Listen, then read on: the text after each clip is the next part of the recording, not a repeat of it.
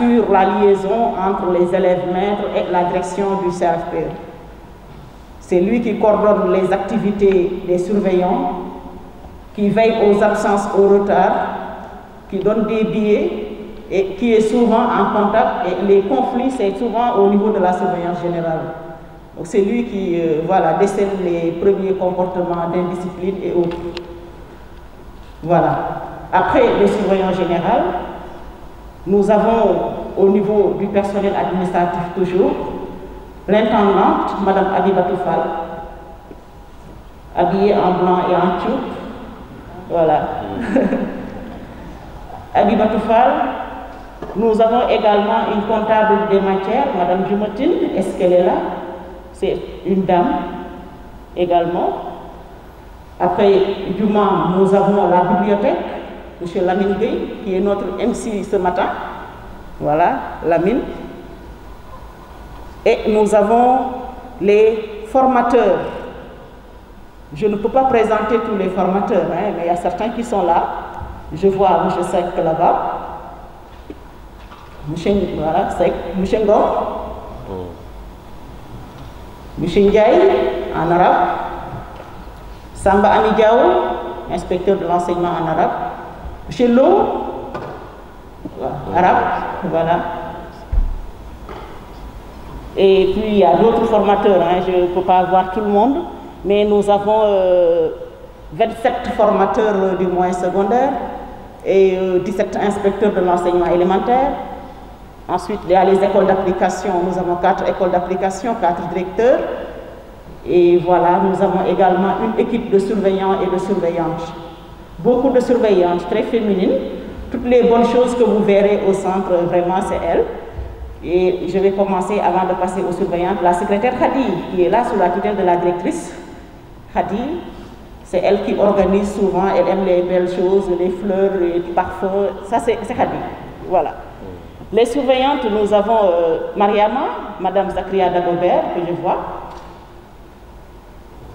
Il y a Khadi qui est à ses côtés. Nous avons 2 Khadi, Khadisen.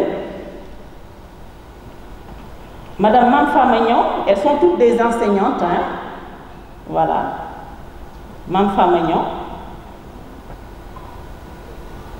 Madame Ball, si je me trompe, là, voilà, je vous vois bien, c'est elle. J'ai reconnu le voile. Il y a Madame Diassé à côté. Et voilà, c'est bon.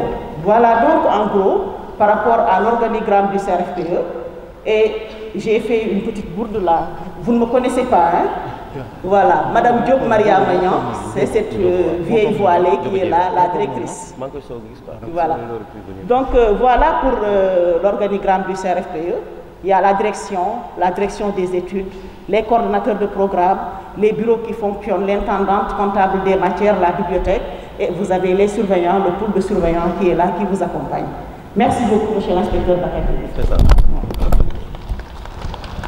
Merci, Madame la Directrice, c'est bien parce que ça permet aux élèves de reconnaître le personnel. Général de l'inspection d'académie de Thiès, monsieur l'inspecteur directeur de l'inspection médicale des écoles, Madame la directrice du CRFPE, monsieur le directeur des études, chers collègues inspecteurs, chers collègues formateurs, mesdames et messieurs les directeurs et maîtres d'application dans les écoles d'application relevant du CRFPE de Thiès, chers élèves maîtres, chers élèves maîtresses, mesdames et messieurs, à vos titres, rangs et grades, tout protocole respecté. Sur instruction de monsieur l'inspecteur d'académie et sur invitation de madame la directrice du CRFPE, c'est pour nous aujourd'hui un grand plaisir que d'assister à cette importante cérémonie. Je voudrais, au nom de mes collègues inspecteurs de l'éducation et de la formation, de la ville de Tivaouane, inspecteur Amadou Dia, de Thiès département, Abou Beydari Diallo, de Mbour 1, Gaussou Gueye, de Mbour 2, Pape Mohamed Diouf, et de votre serviteur, inspecteur Arfan Seck de la ville de Thiès, souhaiter la bienvenue à tous les élèves maîtres ici présents. Je voudrais d'abord vous adresser nos chaleureuses félicitations à la suite de votre réussite à ce concours si prestigieux. En vous souhaitant la bienvenue ici à Thiès, dans le Cayor, terre d'hospitalité et d'honneur, à l'endroit de nos frères et sœurs arabisants, Talib, je voudrais dire Ahlan, Sahlan, Marhaban, Talib. Chers élèves maîtres, comme vous le constatez aujourd'hui, est-ce que le hasard existe? Votre serviteur est habillé en bleu. L'inspecteur d'académie est habillé en bleu. Madame le secrétaire général est habillée en bleu. Madame la directrice du CRFPE porte un voile en bleu. C'est pour vous inviter à porter le bleu de chauffe pour véritablement affronter votre formation, bien l'affronter. Madame la directrice du CRFPE, que je voudrais nommer la digne héritière, les élèves maîtres et les élèves maîtresses que vous avez en face de vous sont venus chercher un diplôme, le certificat de fin de stage, vous l'avez dit. Notre professeur de philosophie nous disait que l'important n'est pas dans le diplôme, il n'est pas dans le certificat, il est dans le mot parchemin. C'est le chemin. Chers élèves maîtres, chers élèves maîtresses, regardez le chemin que vous avez parcouru avant d'en arriver là. Il n'est pas encore terminé. C'est l'occasion que je saisis pour vous demander de bien saisir votre chance, la chance de fréquenter un centre de formation bien piloté par Madame la directrice ici présente, accompagné d'inspecteurs et de professeurs chevronnés, mais jusque dans les écoles d'application où vous trouverez des maîtres et des directeurs engagés pour vous accompagner à obtenir ce précieux parchemin. Il disait l'important n'est pas dans le mot, il est dans le chemin que vous avez parcouru qui n'est jamais terminé. Parce que vous êtes en train d'embrasser un métier et ça m'amène à aborder le chemin que vous aurez à parcourir après avoir obtenu le CFS. Il ne sera jamais terminé. Parce que vous êtes en train d'embrasser un métier pour lequel on dit, si vous cessez d'apprendre, il faut cesser d'enseigner. Les formateurs aborderont en profondeur dans ça, pour reprendre le dicton qui disait, pour enseigner court comme un doigt, il faut connaître long comme le bras. Je voudrais vous inviter donc à revêtir le bleu de chauffe, à vous engager à saisir cette chance et à toujours apprendre. Toujours apprendre. Il faudra profiter de votre séjour dans le centre de formation en profitant du maximum des élèves, des formateurs que vous aurez à côtoyer. Et en cela, vous pouvez sortir pour affronter ce sacerdoce. Pour cela, le mot maître composé de 6 lettres m'amène à partager avec vous cette réflexion pour vous donner des conseils. Soyez méthodique, M comme méthodique. Tout ce que vous aurez à faire, abordez ça avec méthode. A. Soyez appliqués. Faites tout dans une parfaite application. La perfection n'étant pas de ce monde, mais nous tendons vers ça. I. Soyez intègres. L'intégrité, monsieur l'inspecteur d'académie, ne doit pas être l'apanage d'un seul pays. L'intégrité doit être le fort de toutes les personnes imbues de raison, cherchant la qualité. T. Soyez travailleurs. Il n'y a pas de secret, il n'y a pas de recette miracle. Il n'y a que le travail qui mène au succès. R. Soyez réguliers. Réguliers dans l'effort, réguliers dans l'abnégation. C'est en cela que vous pourrez être exemplaire pour terminer avec la dernière lettre E, car c'est de ça qu'il s'agit. Un enseignant doit être un modèle, un exemple, une référence. Pour terminer, chers élèves maîtres, je voudrais vous confier 3 lettres. La lettre P dans différents aspects. Je voudrais vous inviter à soigner votre corps. Nous ne vous demandons pas de vous habiller cher ou riche, mais de vous habiller décemment, parce que vous êtes des exemples. Soyez votre... je voudrais vous inviter à soigner la parole. Paix. Monsieur l'inspecteur d'académie, Madame la secrétaire générale, Madame la directrice, chers collègues, en suivant les médias, parfois nous sommes désolés et même gênés. Et en cela, nous sommes responsables, nous enseignants. Il nous faut corriger. Pour corriger, commençons par les exemples. Soignons la parole. C'est important. Et enfin, je voudrais vous inviter à soigner la posture. Vous n'êtes plus n'importe qui. Vous êtes des enseignants. Le système compte sur vous. Le système vous attend. Je voudrais vous souhaiter une riche et bonne carrière en passant par une riche et bonne formation. Je vous remercie de votre aimable attention. Vive l'école sénégalaise.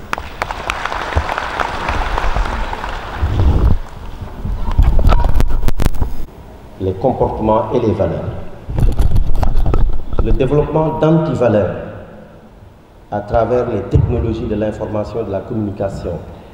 L'inspecteur l'a rappelé tout à l'heure, à travers les réseaux sociaux, le WhatsApp, Facebook, TikTok, j'en passe. Il y a tellement de choses qui dénaturent l'humain tout court, qui nous rapprochent même de l'animal. L'être humain est un animal, certes, mais un animal particulier parce que c'est un animal intelligent.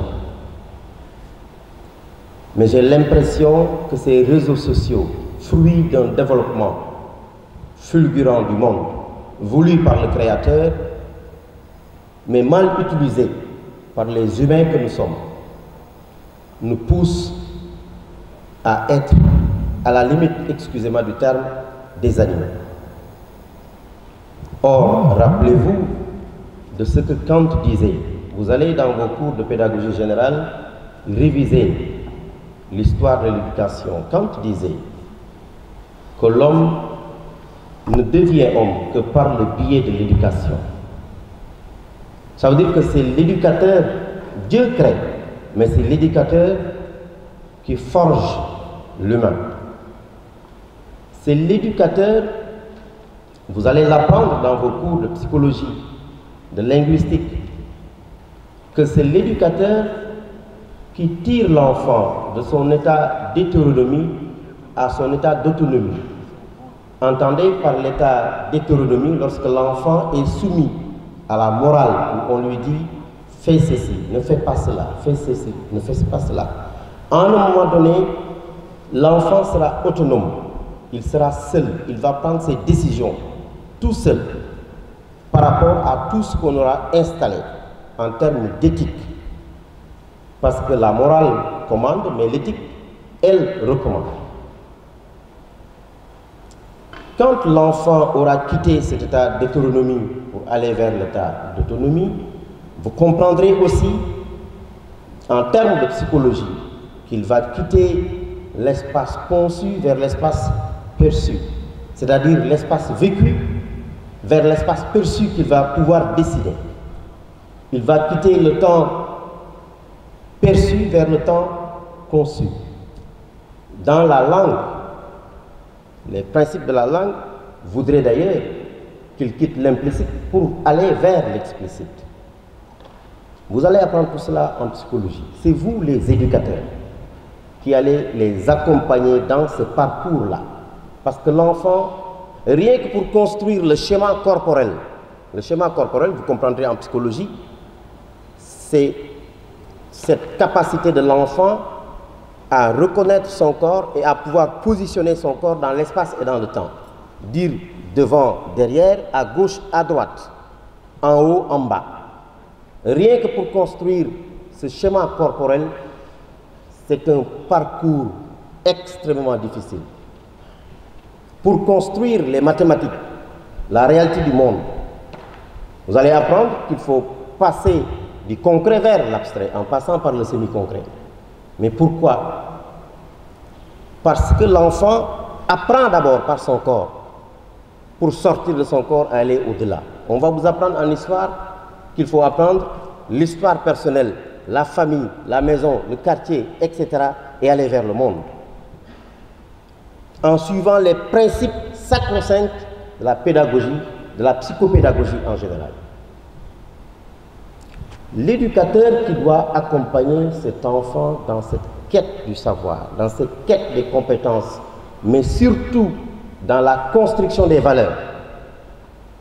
Les valeurs fondamentales que nous avons perdues aujourd'hui, il faut le dire, nous l'avons perdu aujourd'hui. Je l'ai dit à l'entame de mon propos. C'est comme si nous étions, excusez-moi du terme, des animaux. On se comporte comme on veut. On a même honte parfois d'être avec ses enfants dans le salon, d'observer la télé, de regarder la télévision. On a peur de le faire parce que parfois, il faut zapper pour aller dans une autre chaîne. Parce que ce que l'on voit est tellement hilarant, est tellement choquant, qu'on se pose la question de savoir, est-ce que nous, éducateurs, nous n'avons pas failli à notre mission? Comme le disait M. l'inspecteur tout à l'heure. D'ailleurs, Elijah Mohamed disait que l'éducation, c'est permettre aux jeunes générations de porter le flambeau de l'éthique. Le flambeau de l'éthique. Le flambeau de l'éthique, c'est quoi? C'est permettre à cette génération de puiser dans les valeurs cardinales de nos ancêtres pour les perpétuer, pour construire l'avenir de notre pays, l'avenir du monde.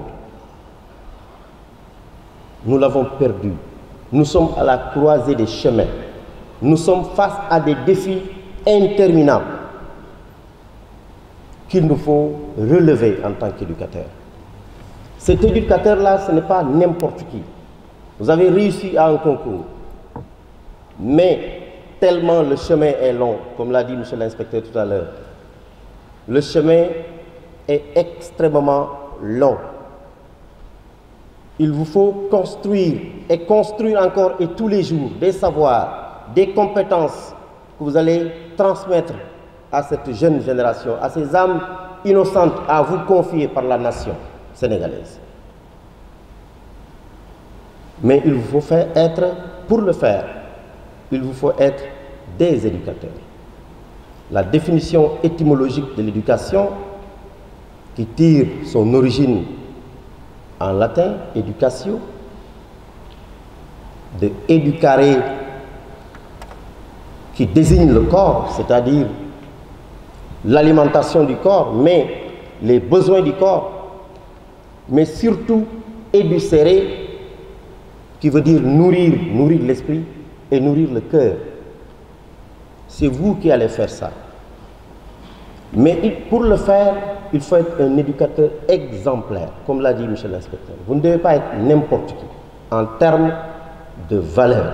Je reviens sur la définition des valeurs. C'est des principes d'action qui permettent à une communauté de se mouvoir, d'aller vers un objectif, un seul objectif, c'est-à-dire le développement durable. Chaque fois quand j'arrive à ce niveau, j'aime à rappeler la définition de la tradition par Senghor. Il disait, je vais paraphraser seulement, que c'est un ensemble de vécus et d'expériences qui nous permettent de digérer les avancées du monde. Aujourd'hui, il nous est difficile de digérer les avancées du monde. Mais l'éducateur a la capacité de discernement, a le sens de l'esprit critique qu'il va développer chez les enfants. Il doit, par le geste et la parole, construire des comportements chez les enfants. La parole d'abord, parce que l'enseignement, c'est un discours que vous allez faire tous les jours. À travers les disciplines. L'histoire est une discipline qui construit des comportements. L'éducation civique, la morale, mais tout cela maintenant, c'est presque relégué au second plan. Il y a très peu d'enseignants qui enseignent les comportements maintenant dans les salles de classe. Voilà les résultats aujourd'hui. Vous devez, par le geste à la parole, comme j'ai dit, construire des comportements. Le geste maintenant, parce qu'il faut éduquer à travers l'exemple. D'ailleurs, un philosophe disait que vaut le cours le plus brillant si l'enseignant lui-même contredit ce cours à travers ses actes. Si vous dites à vos enfants, il ne faut jamais mentir, alors un invité arrive à la maison, il demande papa, vous dites à l'enfant, il faut aller lui dire, papa est absent, il n'est pas là. Certes, vous le reposez, mais vous êtes en train d'enseigner le mensonge à l'enfant. Vous êtes en train de le dire, parfois il faut mentir, ce qui n'est pas bon. Parce que l'enfant est un être innocent. Il copie, même pour apprendre la langue, il imite pour apprendre la langue. Il imite l'ensemble des comportements des adultes. C'est pourquoi également un grand philosophe, Pierre Benoît, disait que le nouveau parent est indigne du nouveau-né. Le nouveau parent est indigne du nouveau-né. Il en devient digne lorsqu'il l'éduquera. C'est-à-dire, quand vous venez d'avoir un enfant, vous n'avez pas, vous n'êtes pas digne de l'enfant. Vous en serez digne lorsque vous allez l'éduquer. Quand vous lui aurez inculqué des valeurs surtout humaines, les valeurs cardinales, les valeurs humaines qui permettent l'amour de l'autre. Parce que l'enfant va quitter son état d'égocentrisme accentué vers l'altérité. L'égocentrisme accentué, c'est quand l'enfant rapporte tout à lui-même. Vous savez, l'enfant n'aime pas partager d'ailleurs. La propriété pour l'enfant, c'est pour lui. C'est pourquoi on dit que l'enfant se comporte comme un Dieu. Il donne même le souffle aux choses. Vous voyez, dans ses pensées. C'est à vous de le faire quitter cet état vers l'altérité, c'est-à-dire l'amour de l'autre, l'amour du prochain, le respect de l'autre, dans ses convictions profondes, dans le respect de sa religion. C'est à l'enfant, c'est à vous les éducateurs de le faire. C'est pourquoi l'éducation, ce n'est pas un métier, c'est une mission. Non, ce n'est pas un métier, hein. Ça dépasse le métier, c'est une mission. La mission, pourquoi? Parce que je l'ai dit à l'entame de mon propos, Dieu crée, mais il n'éduque pas. Je ne suis pas un érudit du Coran, peut-être que vous allez me contredire, mais Dieu ne descend pas pour éduquer. C'est l'éducateur qui éduque la créature de Dieu. L'autre chose également, pourquoi je disais que c'est une mission, et on ne choisit pas n'importe qui pour en faire un éducateur. Si vous choisissez n'importe qui pour en faire un éducateur, vous allez déconstruire, vous allez créer un monde fou où chacun va faire ce qu'il veut. Vous voyez, c'est pourquoi c'est une mission sacerdotale. Et il faut y croire, il faut l'aimer. On ne vous oblige pas à l'aimer, mais pour être un bon éducateur, il faut aimer ce métier. Il faut que vous sachiez, avec Peggy, définir la conscience professionnelle comme l'amour du métier et l'esthétique du travail bien fait. Si vous avez l'amour du métier, vous conviendrez avec moi que vous ferez le travail comme de l'art, comme une esthétique. L'esthétique du travail bien fait, qui est également une valeur cardinale. Je ne voudrais pas être long, mais je vous invite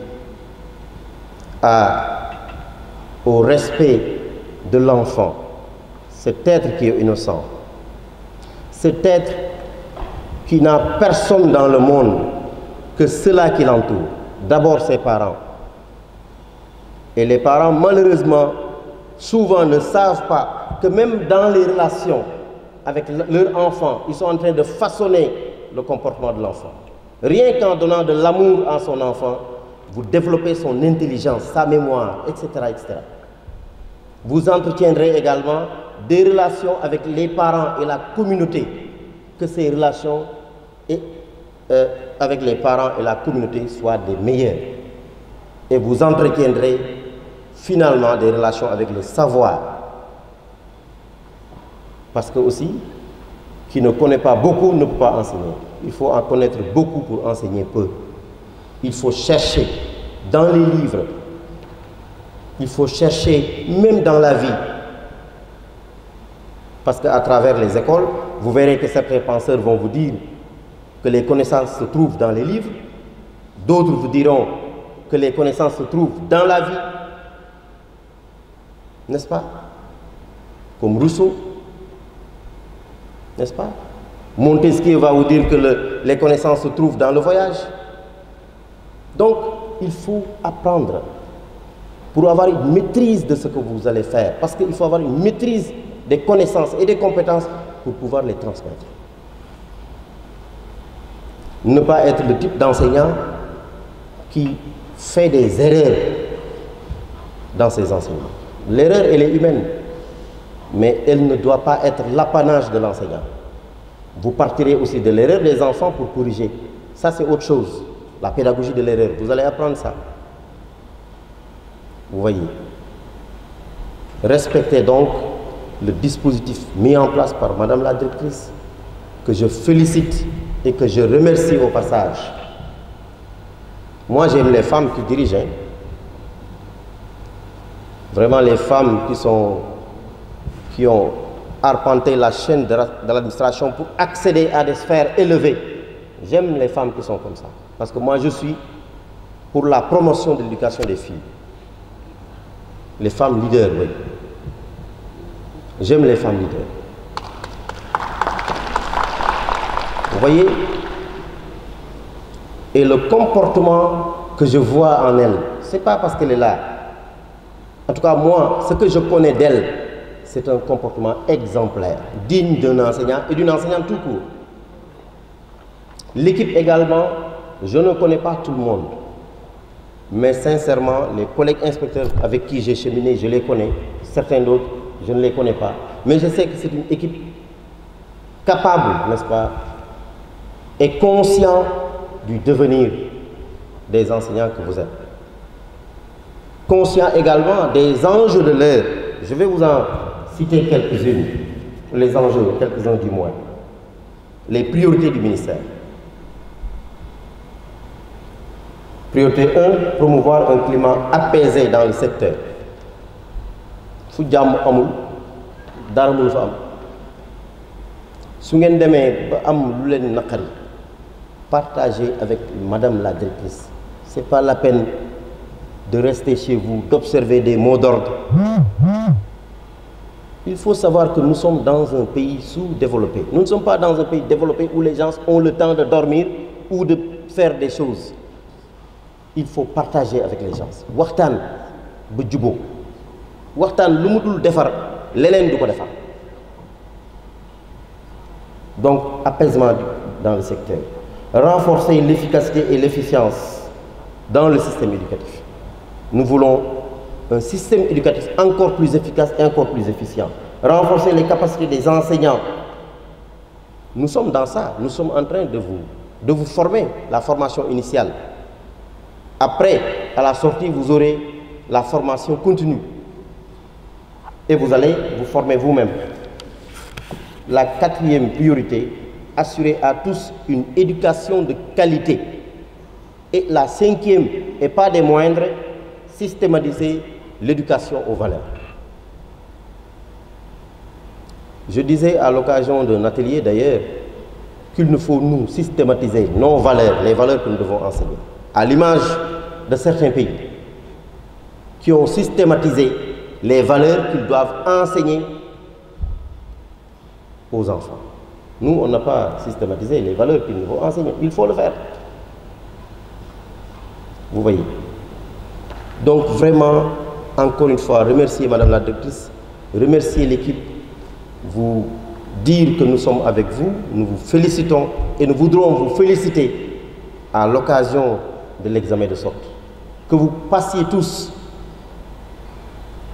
que vous soyez d'excellents éducateurs. Citez un exemple au niveau du Sénégal et dans le monde, pourquoi pas.